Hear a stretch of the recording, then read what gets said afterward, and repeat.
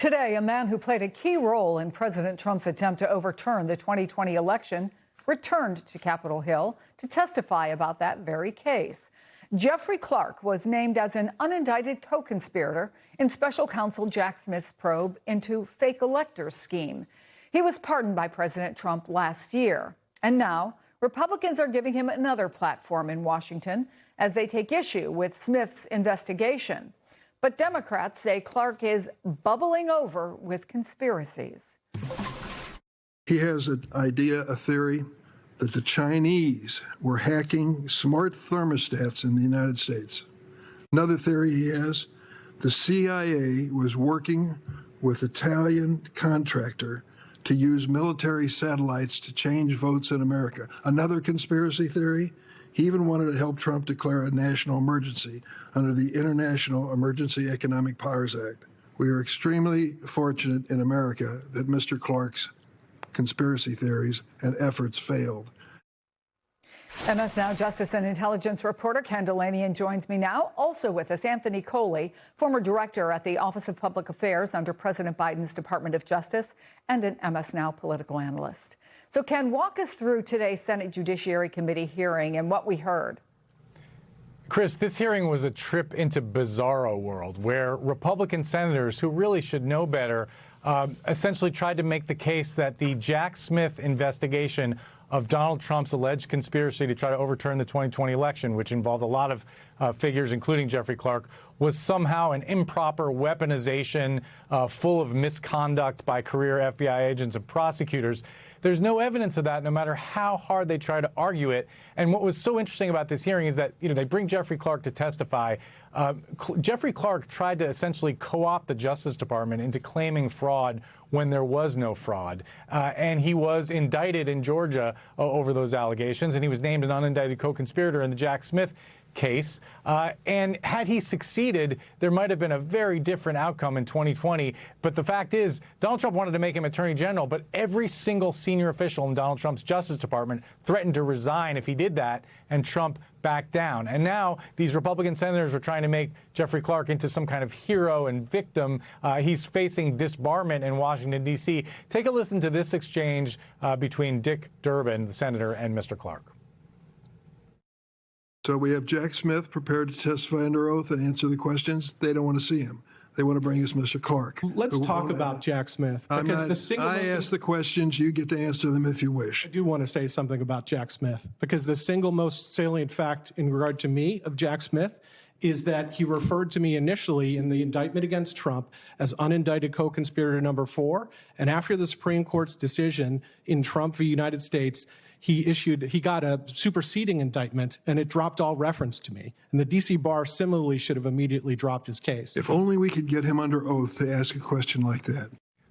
And Chris, the reason Jack Smith dropped reference to Jeffrey Clark is because the Supreme Court ruled that all of Donald Trump's interactions with his Justice Department were immune from prosecution. And so Jack Smith had to cut that part out of his indictment. But it did not absolve Jeffrey Clark of what most reasonable people looking at his conduct think was absolutely bizarre, if not criminal behavior, Chris. And so, Anthony, what message does it send that Republicans even called Clark in today? Does it in some way endorse his wild and ridiculous ideas?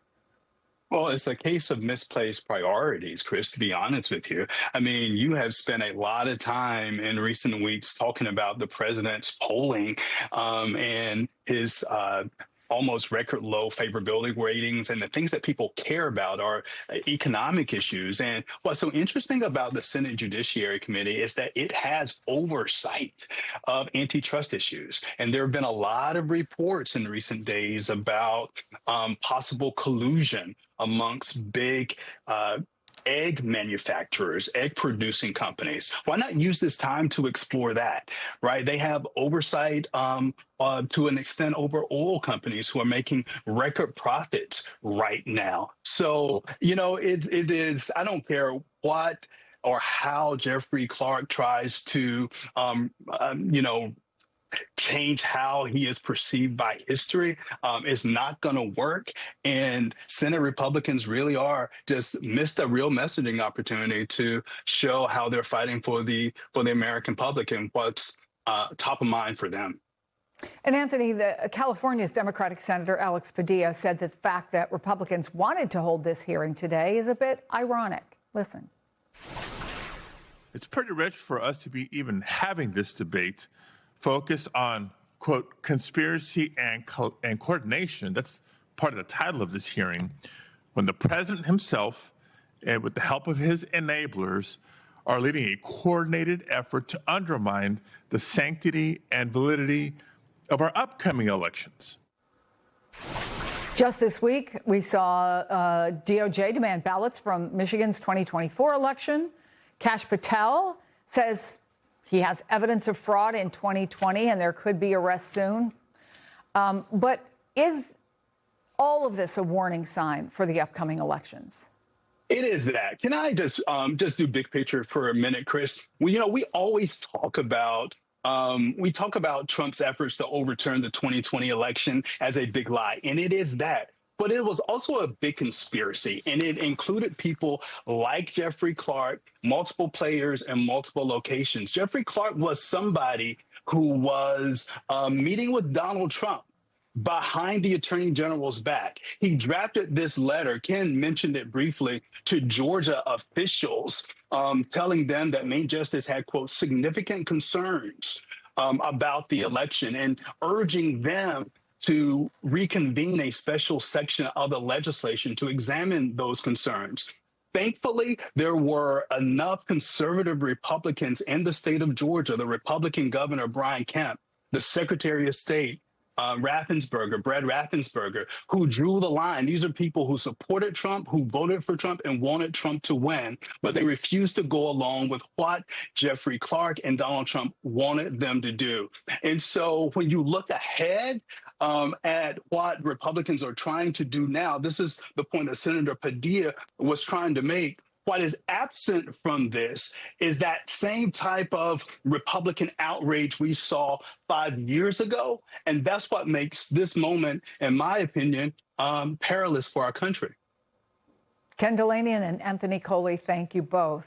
Coming up, where the Epstein investigation stands and our bipartisan efforts to hold the former attorney general in contempt starting to lose steam. We'll speak to the top-ranking Democrat on the House Oversight Committee next.